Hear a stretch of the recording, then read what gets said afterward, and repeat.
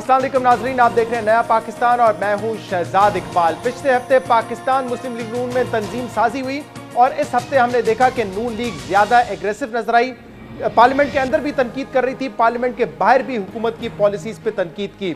7 मई को नवाज शरीफ साहब की जमानत खत्म हुई और कोट लखपत जेल वो जा रहे थे, एक रैली की सूरत में गए जिसको खुद लीड किया उनकी साहबजादी मरियम नवाज ने। पार्लियामेंट के अंदर भी हमने देखा जो गवर्नमेंट की पॉलिसीज है, खासतौर पर जो महंगाई का मामला है उसको उठाया नून लीग ने और नून लीग तनकीद कर रही है पाकिस्तान तहरीके इंसाफ की माशी टीम पर कि इस वक्त IMF की टीम पाकिस्तान आकर बैठ गई है और IMF से जो इस वक्त मुज़ाकरात हैं ऐसा लगता है वो IMF और IMF के दरमियान ही हैं।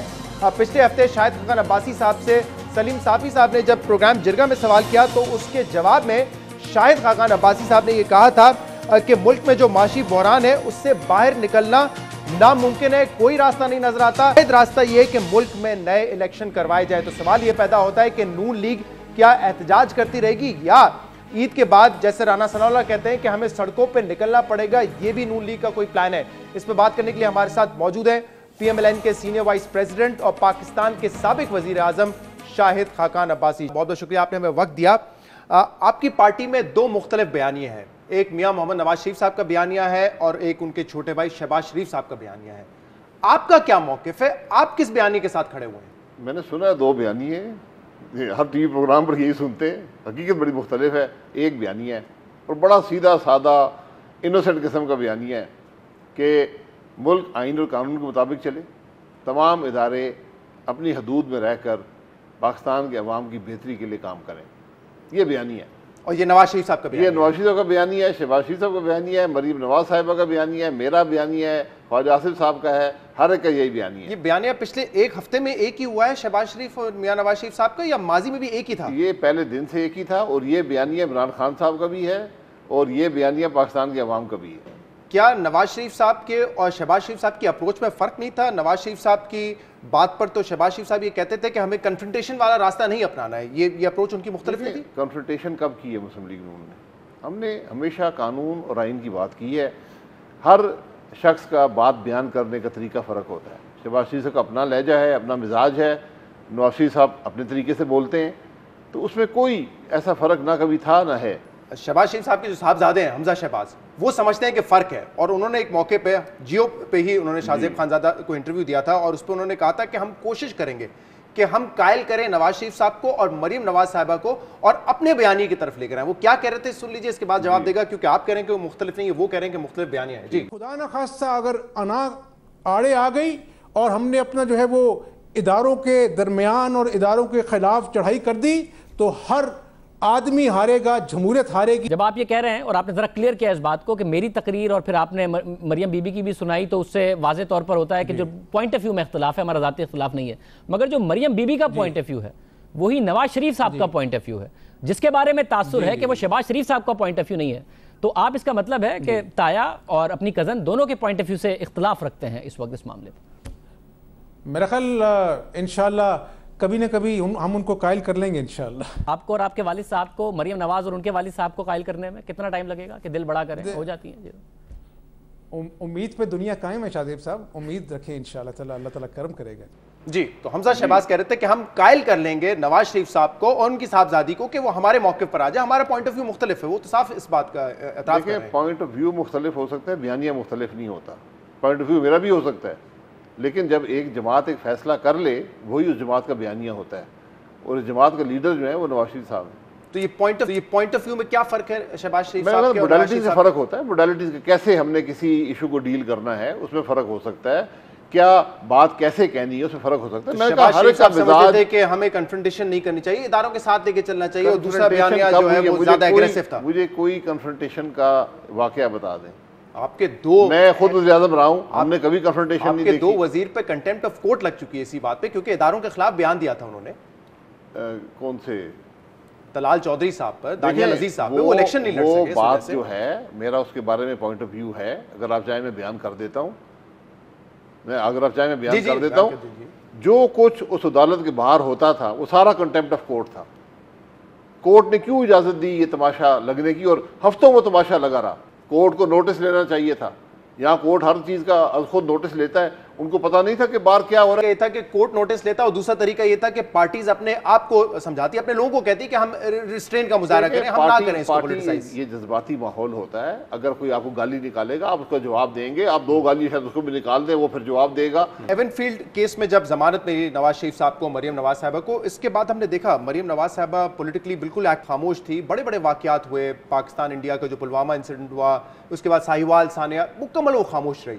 उसके बाद वो अपडेट देती रही नवाज शरीफ साहब की सेहत के हवाले से। अभी जब आप लोगों ने कहा था कि उनकी बेल में एक्सटेंशन मिल जाए, जिसको सुप्रीम कोर्ट ने रिजेक्ट किया, उसके बाद उनके फिर सियासी बयानात आना शुरू हो गए, वो गुस्सा उनमें नजर आ रहा है। तो वो खामोशी कोई वजह होगी ना उसकी, और एकदम से वो खामोशी बेल एक्सटेंशन ना मिलने पे खत्म हो गई, अब वो बयानात दे रही है सियासी बयान, क्या वजह है इसकी? देखिए, ये उनका फैसला था उनकी ख़ानदान का कि क्या वो सियासत में आएंगी या नहीं आएंगी। वो एक मखसूस मौके पर एक मखसूस मकसद के लिए सियासत में आई थी और पार्टी वर्कर के दिल में, पाकिस्तान के अवाम के दिल में जगह बनाई अपने बयानिए से। सही बात। उसके बाद वो कन्विक्ट कर दिया गया, मुल्क से बाहर थी, बड़ा आसान था, वहीं बैठी रहती, ना आती, आई, जेल चली गई, जरूरत से जेल का मुकाबला किया। अब वो सियासत में अमली कदम उन्होंने रखा है as a vice president party में, अब वो अपना किरदार अदा करती रहेंगी। और इस दौरान ये जो खामोशी थी जिस पर ये लोग बात करते रहे, क्यासराइयां होती रहीं कि डील है या ढील है या शरीफ फैमिली कोई डील की तलाश में है, उस क्यासराइयों को मजीद तकवीत मिल रही थी उनकी खामोशी से। और जैसे ही कोर्ट ने कहा कि नहीं, मजीद बेल इनको नहीं मिल सकती, एक्सटेंशन नहीं मिल सकती, उनका गुस्सा नजर आया, वो पॉलिटिकली वापस एक्टिव हो गई, तो फिर मजीद तकवीत मिलती है कि क्या कोई आसरा था, क्या कोई उम्मीद थी? क्या सारियाँ ही होती हैं उसको तकवीत दे रहे हैं। तकवीत मिल गई तो अब तकवीत खत्म हो गई, अब फिर तकवीत आप चाहते हैं, किस चीज़ की तकवीत चाहते हैं, मैं तकवीत दे देता हूँ। सियासत में बात करना ये हर शख्स का एक ज़ाती फैसला होता है, कब बात करता है, क्या बात करता है। क्या सराहियाँ आप सारा दिन कर सकते हैं। अब मरियम नवाज साहबा जो एक्टिव पॉलिटिक्स करेंगी, मुल्की मामलात पे करेंगी, आवाम के लिए करेंगी, या सिर्फ अपने वालिद साहब के लिए करेंगी? कोई पनामा जैसा इशू आएगा तब एक्टिव होंगी, क्या होगा उनका रोल? वो पार्टी पॉलिसी के मुताबिक जो पार्टी इशूज टेकअप करेगी उसके बारे में वो भी पार्टी के अहदेदार हैं, वो बात करेंगी। ये उनका हक है, जिस बात पर मर्जी बात करें। सही है। और इस वक्त आप लोग ने भी एक एग्रेसिव पोजीशन ली हुई है। अभी हम देख रहे हैं कि इस पूरा हफ्ता नेशनल असेंबली में आप लोगों ने महंगाई पे आवाज़ उठाई, आप लोगों ने इस पे क्रिटिसाइज किया कि IMF की टीम लाकर बिठा दी गई है, इकोनॉमिक टीम IMF की है, और मुज़ाकरात अब ऐसा लगता है कि IMF वर्सेस IMF हो रहे हैं।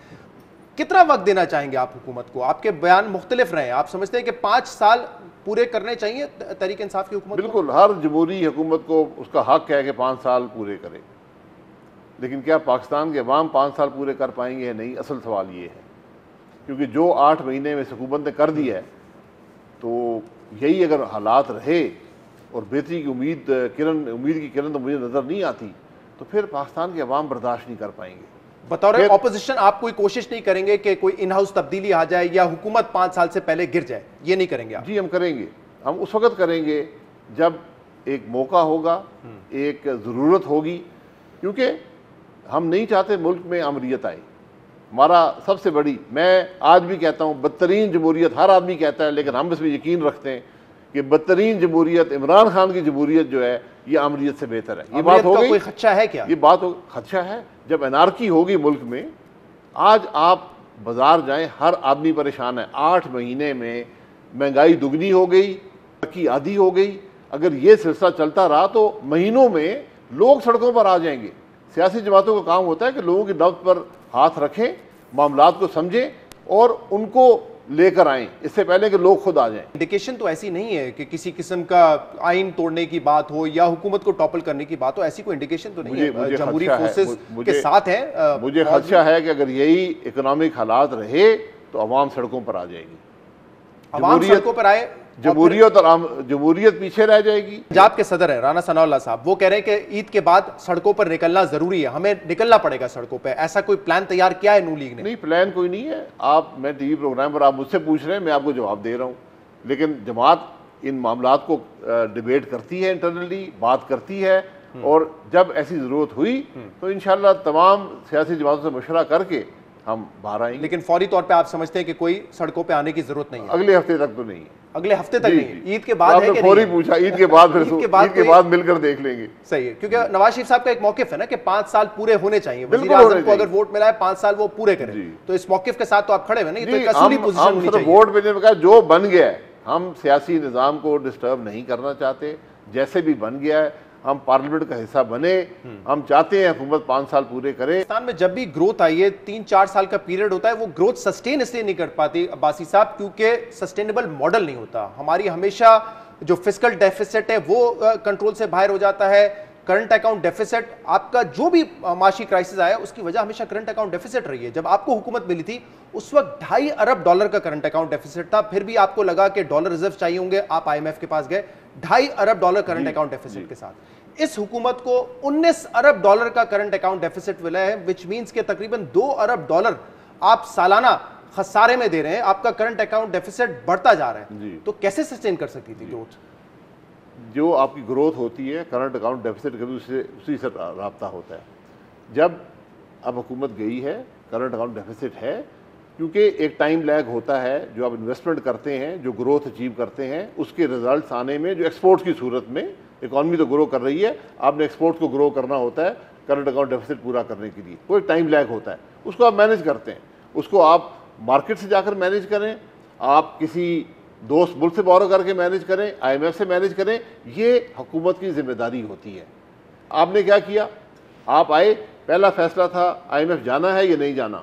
आज 8-9 महीने आप फैसला नहीं कर पाए, अभी तक बातचीत हो रही है, अभी तक वज़ीर-ए-आज़म मुल्क का मुंह से नहीं कह सका। वो हर रोज़ मुख्तलिफ बातें करते हैं, ये नहीं कह सके कि हाँ हम IMF प्रोग्राम में जाएंगे। जो प्राइम मिनिस्टर होता है, जो फाइनेंस मिनिस्टर होता है, जब वो बोलते हैं ना, इन्वेस्टर कॉन्फिडेंस, बिजनेस कम्युनिटी का कॉन्फिडेंस, मार्केट का कॉन्फिडेंस उस पर हिंज करता है। इस बात से इत्तेफाक करता हूं, इनडिसाइसिवनेस है, मार्केट्स को कॉन्फिडेंस नहीं दे सके, इन्वेस्टर्स को कॉन्फिडेंस नहीं आया, जिसका वो खुद कहते थे तो कि रिजल्ट आपको मिलेंगे, रिजल्ट आपको मिलेंगे। जब ईमानदार हुकूमत आएगी तो टैक्स भी बढ़ जाएगा, इन्वेस्टमेंट भी आ जाएगी। मेरे ख्याल से ये पॉपुलिस्ट बातें तो उन्होंने की थी, लेकिन शाहिद खान अब्बासी साहब, अगर आप IMF के पास जाते तो क्या IMF आपको ये कहता कि जी हाँ आप 6.5% का माली खसारा होगा, आप इस पर ऑपरेट करें?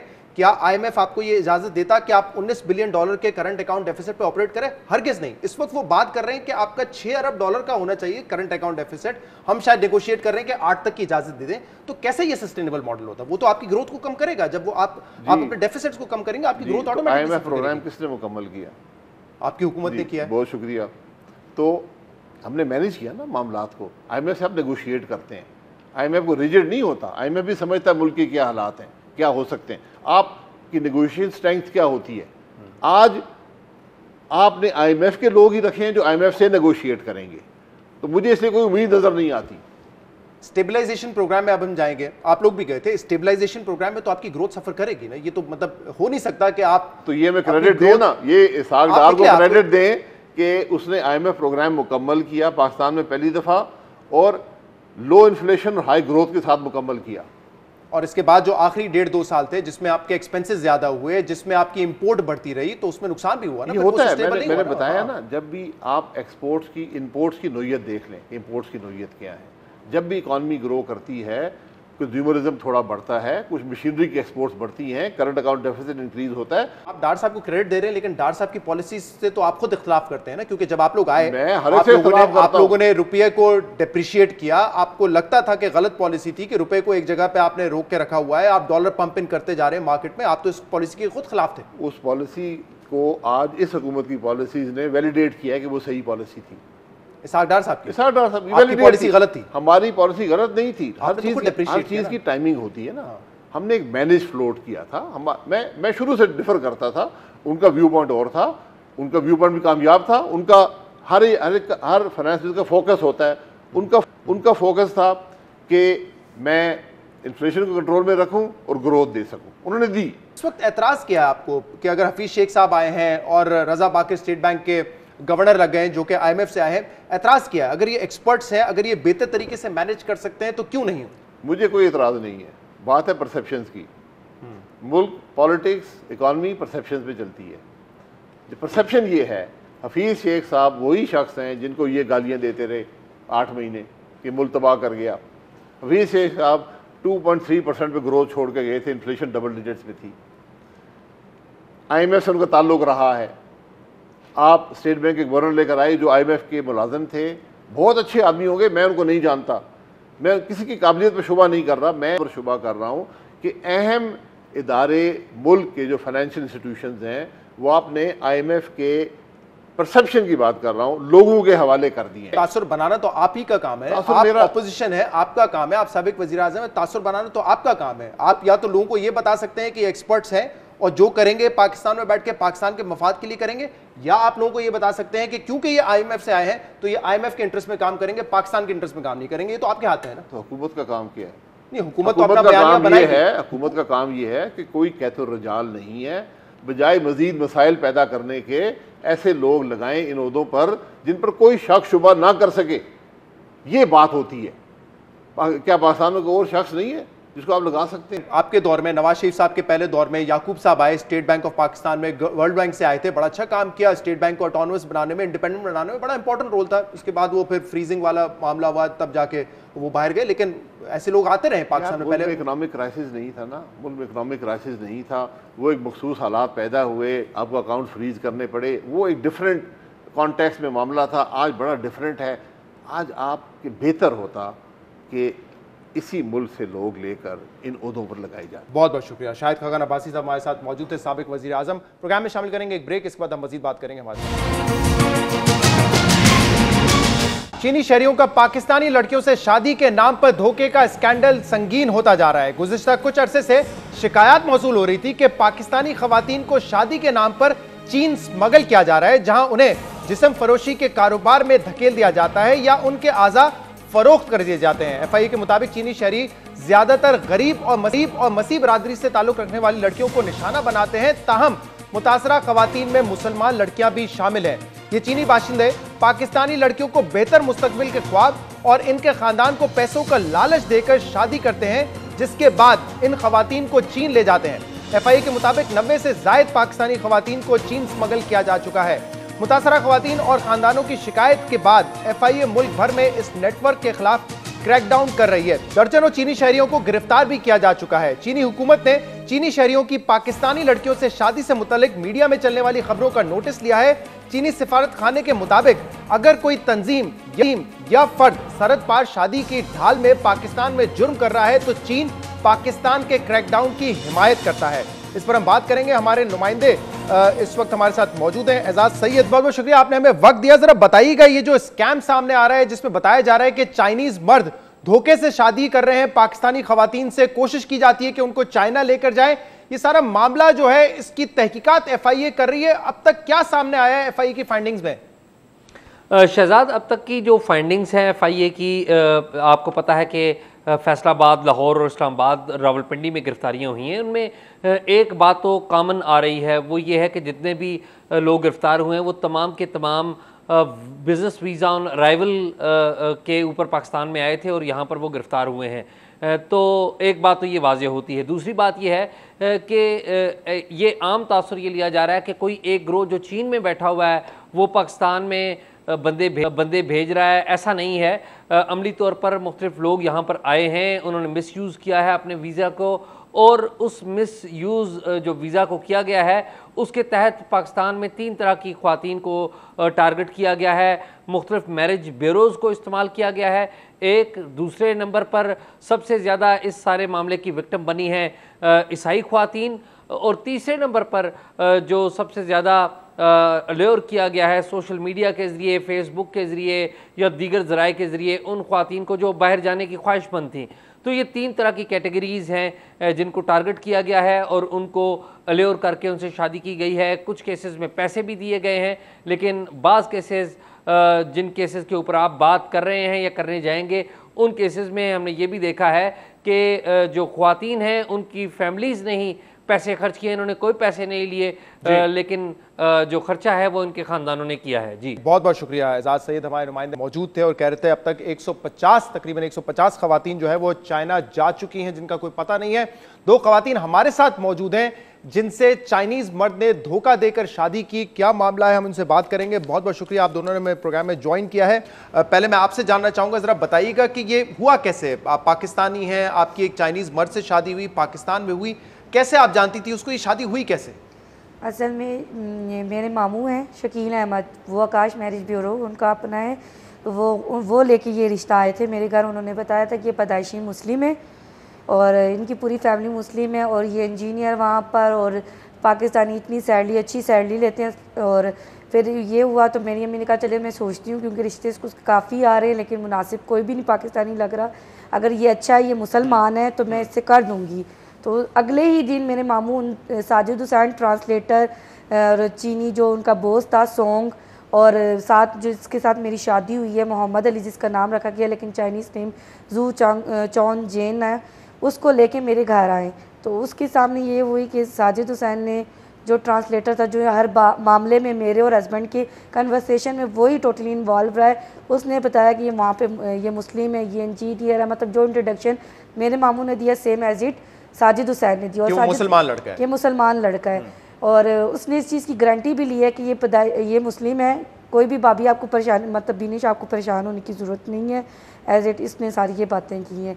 फिर हफ्ते के अंदर अंदर मतलब मेरी अम्मी ने कहा चलें ठीक है ओके, अगर मुस्लिम है, क्योंकि उसी दिन साजिद ने, जिस दिन फर्स्ट टाइम मेरी साजिद से मुलाकात हुई, उसी दिन साजिद ने अपना नंबर मुझे दे दिया। मैंने उससे पहला मैसेज ये किया कि मुझे बताएं काइंडली ये मुस्लिम है, तो उसने कहा जी हाँ, इस बात की मैं गारंटी लेता हूँ ये मुस्लिम है। तो नेक्स्ट फिर ये बातें अम्मी कहती चलें ठीक है, मेरी वालदा है मेरे, तो उन लोगों ने एक तो आपको ये बताया गया कि ये मुस्लिम है और अच्छा कमाता है, इंजीनियर है, इंजीनियर है टेक्सटाइल कंपनी में, चाइना टेक्सटाइल कंपनी में इंजीनियर है। तो फिर इस तरह करके मामला तय हुए।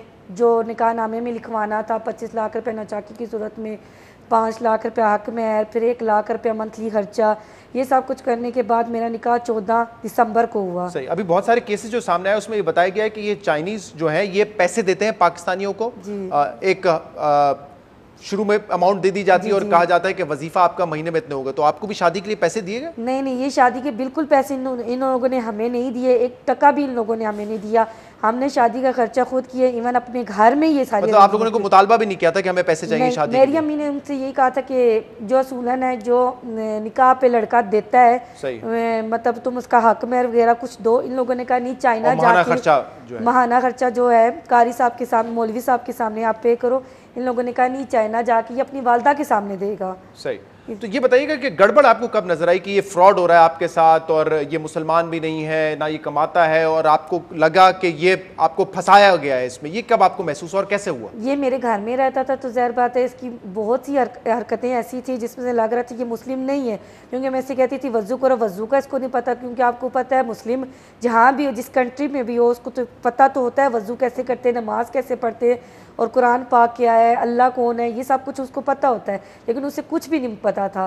फिर उसके बाद उसने खुद ये एडमिट किया था कि मैंने अभी सेकेंडरी स्कूल तक पढ़ा हूँ, अभी मेरा वो भी कंप्लीट नहीं है। और मैं इन लोगों ने मुझे कहा था वहाँ पे 15,000, मतलब ये पाकिस्तानी 3 लाख बनता है, वो भी नहीं है, मैं 6,500 रुपया लेता हूँ, जो पाकिस्तानी 1 लाख तक कुछ बनता है।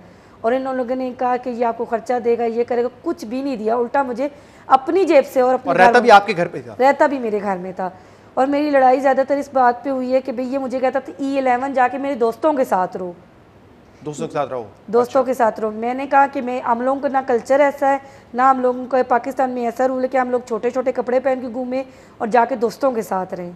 मैंने कहा अगर तुम्हारी फैमिली होती, मैं तुम्हारी फैमिली के साथ रहती, मैं यहाँ पर तुम्हारे दोस्तों के साथ नहीं रह सकती। तो उस वक्त आपको पता चल गया कि ये आपके साथ फ्रॉड हो गया। और ये पहले आपसे तय हुआ था कि आपको चाइना लेके जाएंगे? जी जी, तय हुआ था। जिस बात पे मैंने ID कार्ड, इन लोगों ने कहा था कि ID कार्ड आपके हस्बैंड के नाम का बनेगा, तो मैंने ID कार्ड भी बनवा लिया। मैंने पासपोर्ट जमा कराने के लिए भी जब गई हूँ तो पहले मेरे वालिद साहब के नाम पर था, वो बन गया था।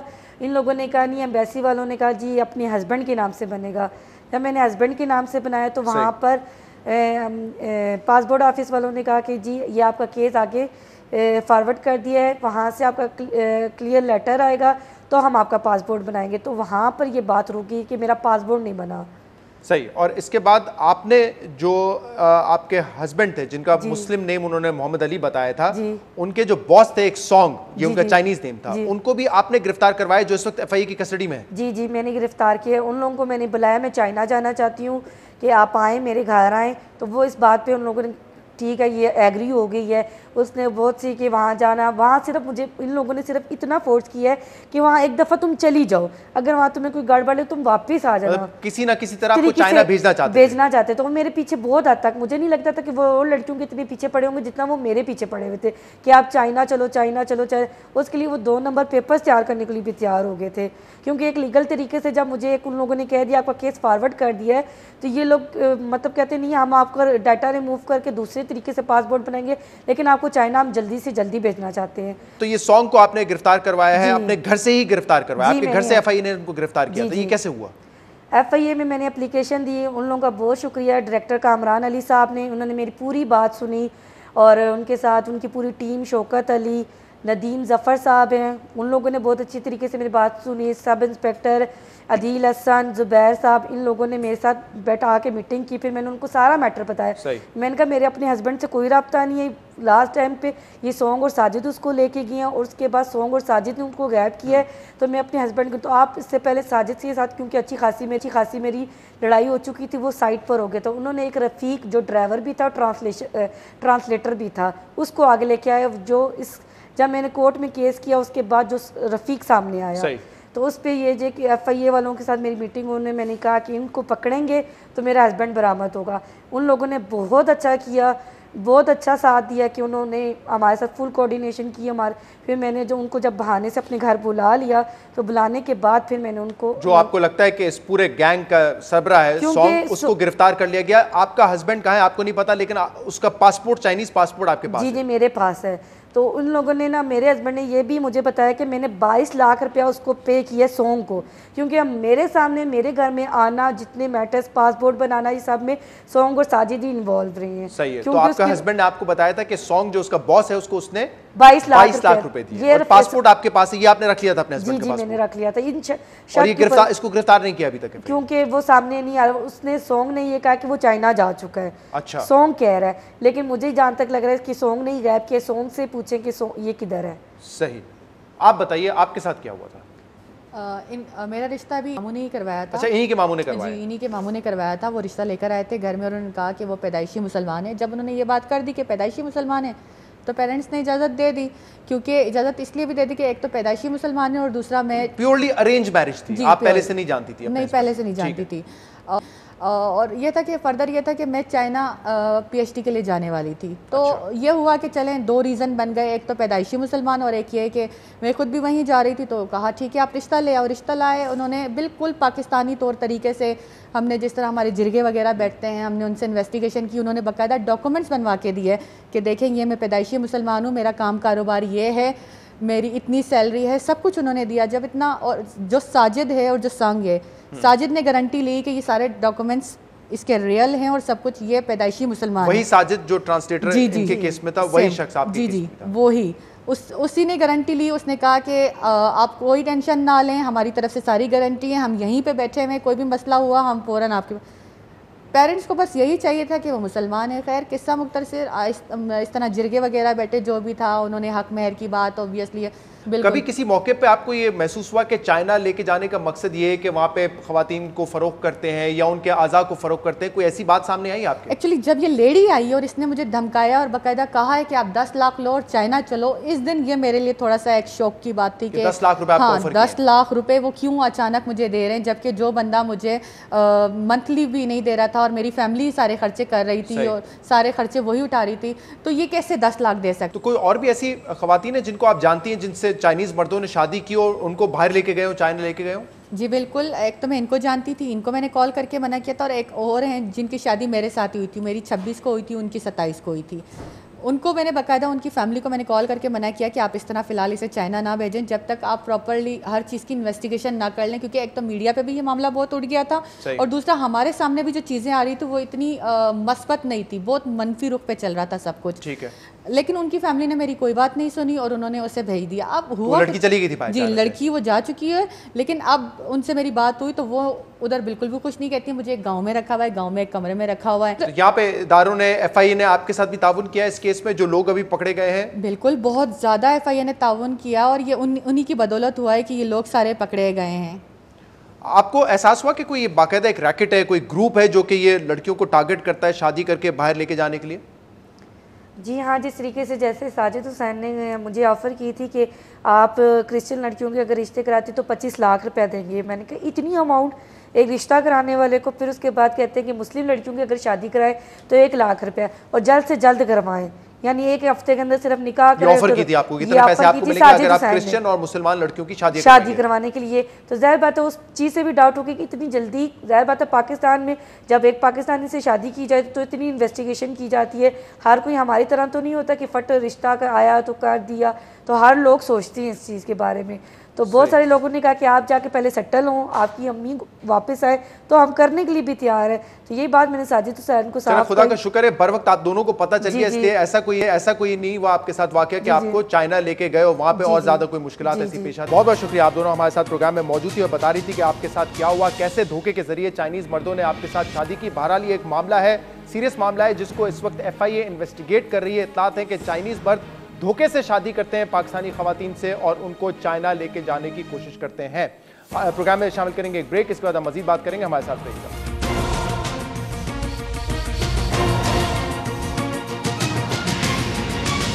पाकिस्तानी वफ्द और IMF वफ्द के दरमियान आज मुलाकात हुई है। एक्सपेक्टेड था कि आज मुलाकात के बाद ऐलान हो जाएगा, एलामिया जारी कर दिया जाएगा कि किस कंडीशन पे और कितना पाकिस्तान को कर्ज मिलेगा IMF से। अब तक कोई अपडेट नहीं आई है, लेकिन आज मिनिस्ट्री ऑफ फाइनेंस में IMF वफ्द की मुलाकात हुई है पाकिस्तान के वफ्द से। अब जो इतलात हैं उसके मुताबिक जो सब्सिडीज पाकिस्तान दीगर सेक्टर्स में देता है वो ख़त्म कर दी जाएंगी। ये भी कहा गया है कि जो टैक्स एग्जेम्पशन पाकिस्तान दे रहा है उन टैक्स एग्जेम्पशन को भी ख़त्म किया जाएगा। बिजली और गैस की कीमतों में इजाफा होगा। बिजली की कीमत में जो इजाफा है उस पर उमर अयूब साहब ऑलरेडी कह चुके हैं कि हम उसको मरहलावार करेंगे, एक साथ नहीं करेंगे। और ये भी इतलात है कि डिस्काउंट रेट बढ़ाया जाएगा। अब ये जब तमाम चीज़ें होंगी तो इससे क्या असरात होंगे इकोनॉमी पे, शायद लॉन्ग टर्म में तो इकोनॉमी संभल जाए, स्टेबलाइज हो जाए, लेकिन फौरी तौर पे अवाम पे इसके मनफी असरात होंगे। इस साल, इस माली साल में प्लानिंग डिवीजन के मुताबिक जो GDP ग्रोथ है उसकी शरह सिर्फ 3.3% रही है। तो अगर टैक्सेस में इजाफा हो गया, सब्सिडीज खत्म हो गई, तो शायद मुमकिन है कि आने वाले साल में जो GDP ग्रोथ की शरह है वो इससे भी ज्यादा कम हो। मामला ये है कि हुकूमत ने बार बार एक मौक़िफ़ अपनाया है कि हम IMF के पास फौरी तौर पे इसलिए नहीं गए क्योंकि IMF की बड़ी कड़ी शराइत थी। हमने सोचा कि पहले फ्रेंडली ममालिक के पास जाएंगे, चाइना के पास, सऊदी अरब के पास, UAE के पास, उनसे हम कर्जा लेंगे जिससे हमारे रिजर्व्स बढ़ जाएंगे और फिर जब हम IMF के पास जाएंगे तो हमें कड़ी शराइत पर नहीं जाना पड़ेगा। ये बात साबिक फाइनेंस मिनिस्टर असद उमर साहब भी बार बार कर चुके थे और इमरान खान साहब भी। साबिक वजीर खजाना असद उमर साहब ने एक इंटरव्यू में ये भी कहा था कि हमें ज़रूरत नहीं है कि हम IMF से डिक्टेशन लें, उनकी पॉलिसीज़ पर अमल करें, क्योंकि हम ऑलरेडी रिफॉर्म एजेंडा पर काम कर रहे हैं जिसके तहत पाकिस्तान में बिजली की कीमत बढ़ी है, पाकिस्तान में गैस की कीमत बढ़ी है। उन्होंने ये भी कहा कि जो रुपया महंगा था उसको भी डीवैल्यू किया गया है, डिस्काउंट रेट में इजाफा भी हो गया है। तो रिफॉर्म्स पाकिस्तान ने ऑलरेडी कर लिए हैं जो कि आमतौर पर IMF की शराइत होती है, इसलिए हमें IMF की डिक्टेशन की जरूरत नहीं है। क्या कहा था उन्होंने, सुनिए जरा। साबिक वजीर खजाना बड़े क्लियर थे कि जो रिफॉर्म एजेंडा है हम ऑलरेडी इंप्लीमेंट कर रहे हैं, इसलिए IMF से डिक्टेशन लेने की जरूरत नहीं है। लेकिन अब सवाल ये पैदा होता है कि क्या हुकूमत का ये मौक़िफ़ दुरुस्त है कि क्योंकि हमने फ्रेंडली कंट्रीज से पैकेजेस ले लिए थे, इसके बाद हम सख्त शराइत के साथ IMF पे नहीं जा रहे, या इन हाइंडसाइट ये मौक़िफ़ हुकूमत का गलत नजर आता है। हम इस पर बात करेंगे। हमारे साथ हमारे नुमाइंदे अशरफ मलखन साहब मौजूद हैं। अशरफ साहब बहुत बहुत शुक्रिया वक्त देने के लिए। सबसे पहले तो ये बताइएगा कि इतलात क्या है, क्योंकि आज एक्सपेक्ट किया जा रहा था कि लास्ट राउंड ऑफ टॉक्स होगा और इसके बाद एलामिया जारी कर दिया जाएगा। क्या मुज़ाकरात तय पा गए हैं या अभी भी कहीं ना कहीं कोई डेडलॉक है? जी, हमारी इतलात के मुताबिक आज दोपहर मुज़ाकरात का दौर शुरू हुआ जिसको हतमी या आखिरी दौर होना था। उसमें कुछ ब्रेक आई, कुछ हमारी इतला थी कि हफीज़ शेख साहब IMF के वफद के साथ अलहदा बैठ के कुछ लंबी मीटिंग की। उसके बाद अभी थोड़ी देर में हमें जो इतलात हैं कि शायद हुकूमत पाकिस्तान और IMF किसी नतीजे पर पहुंच गए हैं। अभी थोड़ी ही देर में उसको कि बाकायदा ऐलान एक जॉइंट प्रेस कॉन्फ्रेंस की सूरत में या वीडियो मैसेज की सूरत में रिकॉर्ड हो जाएगा। शायद सारे मीडिया को ना बुलाएं, लेकिन कुछ ना कुछ अभी थोड़ी देर में ऐलान आने वाला है, जो बड़ी देर से एक्सपेक्टेड था। पाकिस्तान ने इसमें बहुत ताख़ीर की, बहुत महंगा ये पैकेज होगा, बहुत महंगी डील पड़ी है पाकिस्तान को। अभी तक कोई सर्टेन अमाउंट कहा जा सकता है, क्योंकि $6.5 अरब से लेकर $8 अरब तक की बात चल रही है। हमारा कोटा इतना है जी, लेकिन हमारी जो इन्फॉर्मेशन है वजारत ख़जाना के सोर्सेज के मुताबिक शायद 6 अरब 40 करोड़ फौरी तौर पर इनको आज एग्रीमेंट होगा, जो मुख्तलिफ इंस्टॉलमेंट्स में मिलेगा। पहली इंस्टॉलमेंट जो होगी, तो हुकूमत जो ये कहती आई थी कि हम फौरी तौर पर अगर जाएंगे, कड़ी शराइत का सामना होगा, फ्रेंडली कंट्रीज से पैसा पैकेजेस लेके जाएंगे तो शराइत नरम हो जाएंगी। क्या नरम शराइत पे जा रहे हैं हम IMF के पास? नहीं, ये इतफाक़ से शहजाद साहब दुरुस्त नहीं है। हमने 2 गलतियाँ की। पहले हमें जाना चाहिए था IMF के पास, हम नहीं गए। आखिरी हल के तौर पर हम दोस्त कंट्रीज़ के पास जाते, अगर हम बहुत ज़्यादा ज़रूरत पड़ती उनके पास अप्रोच करते, उनसे हेल्प मांगते। हमने उलट की है इसके। हमने अपना आखिरी जो हमारी ऑप्शन थी हमारे पास पहले यूटिलाइज़ कर ली। तमाम फ्रेंडली कंट्रीज़ 2-3 हमारे हैं, उनसे हमने किसी न किसी सूरत में कैश ले लिया, हमारे रिजर्व में आ गया, वो एग्जॉस्ट भी हो गया किसी हद तक। अब हम IMF के पास जा रहे हैं। हमारी गवर्नमेंट की इस वक्त की टीम का खास तौर पर प्राइम मिनिस्टर हाउस का ये कहना था कि हमारे रिजर्व जब बेहतर हो जाएंगे हमें IMF से बेहतर डील मिलेगी। लेकिन मैं इस पे कोट एक सुनाता हूँ, मुझे एक हमारे जानने वाले हैं, इन मुज़ाकरात का बहुत देर तक हिस्सा रहे हैं, वो तकरीबन सारे मुज़ाकरात में प्रैक्टिकली शामिल थे। उनका कहना था कि इतना महंगा पैकेज आ रहा है, अगर ये पैकेज की डील डन हो गई तो अवाम हुकूमत को तबाह कर देगी। इतनी महंगाई आएगी, इतनी टफ कंडीशन मान ली हैं गवर्नमेंट ने, तो अवाम गवर्नमेंट को तबाह कर देगी। अगर गवर्नमेंट ने ये डील ना कर सकी, जो I5s हैं वो हुकूमत पाकिस्तान की ऐसी तैसी आलमी इदारे हैं, उन पाकिस्तान का हशर कर देंगे। मुझे वही सोच लगती है। सीनियर इकोनॉमिस्ट हमारे साथ मौजूद है। हफीज पाशा साहब, हुकूमत ये थी कि हम पहले फ्रेंडली कंट्रीज के पास जाएंगे ताकि IMF के पास जब हम जाएं कड़ी शराइत का सामना ना हो। इस वक्त आपको लगता है कि बहुत कड़ी शराइत के साथ हम IMF में जा रहे हैं, या हुकूमत का अपना दावा दुरुस्त साबित हुआ कि अब नरम शराइत में हम जाएंगे IMF के पास? बात यह है कि ये जो साल मुकम्मल हो रहा है, इसमें कुछ चीजें ऐसी वाज़ेह हो गई हैं कि जिसके नतीजे में आप देखें कि बजट डेफिसिट जो है हमारा बेतहाशा बढ़ता गया है, और जो हमारे प्रॉब्लम्स हैं वो और वाज़ेह हो गए हैं। उसके नतीजे में अब यह हो रहा है IMF के साथ जो आप बातचीत हुई है, उसके नतीजे में आप देखेंगे कि शराइत जो है वो सख्त हैं। अगर हम पहले चले जाते सितंबर के महीने में, तो उस वक्त ये बात साफ नहीं हो चुकी होती कि हमारे जो बजटरी हालात हैं वो बहुत हद से ज्यादा खराब हो चुके हैं। अब आप सोचिए कि टैक्स के रेवेन्यूज में जो कमी आ रही है इजाफे में, वो इसके वजह से वो कह रहे हैं कि आप बहुत बड़ा जो है टैक्स का बर्डन जो है वो ये आने वाले बजट में डालें। तो ये बड़ी अनफॉर्चुनेट चीज है कि टाइमिंग बड़ी गलत हो गई, और उसके नतीजे में हमारी जो खराबियां हैं वो और वाज़ेह हो गई। हफीज पाशा साहब, BBC के एक इंटरव्यू में असद उमर साहब ने एक तो ये कहा था कि जो रिफॉर्म एजेंडा है हम पहले इंप्लीमेंट कर रहे हैं। मिसाल के तौर पे बिजली की कीमत बढ़ाना, गैस की कीमत बढ़ाना, डिस्काउंट रेट बढ़ाना, डिवैल्यूएशन करना, ये सब हम कर चुके हैं, इसलिए IMF के डिक्टेशन की जरूरत नहीं होगी। एक बात तो उन्होंने ये कही थी, और दूसरा वो ये भी कह रहे थे जो गिरावट थी इकोनॉमी की उसको तो हमने रोक लिया, और IMF भी मुतमईन है इस बात से कि जितनी तेजी से इकोनॉमी नीचे जा रही थी उसको हमने ब्रेक लगा दिया है। करंट अकाउंट डेफिसिट में कुछ कमी आई है, मगर अभी भी आपका जो लेवल है वो तकरीबन 12 से 13 अरब डॉलर होगा, जो कि अनसस्टेनेबल है। दूसरी तरफ आपकी बजट डेफिसिट जो है वो 7 से 7.5% ऑफ द GDP जा सकता है। तो ये हालात में कोई खास बेहतरी नहीं आई है, और उसके बरक्स इकोनॉमी स्लो डाउन हो चुकी है।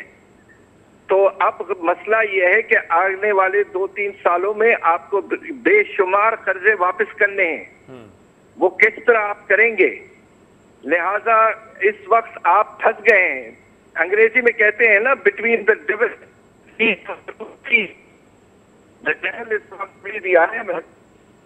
और डीप सी, तो आपको नहीं है। सही। हफीज पाशा साहब हमारे साथ मौजूद थे, बहुत बहुत शुक्रिया हफीज पाशा साहब, आपने हमें ज्वाइन किया। अशरफ मलकम साहब बहुत बहुत शुक्रिया ज्वाइन किया।